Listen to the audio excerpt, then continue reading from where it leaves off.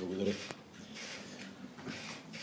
С този отказ възможностите за съставяне на правителство в рамките на 51-я парламент силно се стесняват.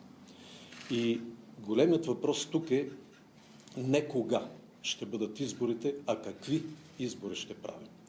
И аз очаквам ръководители на политически партии не да ми казват кога да насроча изборите, а да проявят политическа инициатива и отговорност, да се запознаят с решението на Конституционния съд от 13 март миналата година, което решение описва само част от безобразията по време на последните парламентарни избори.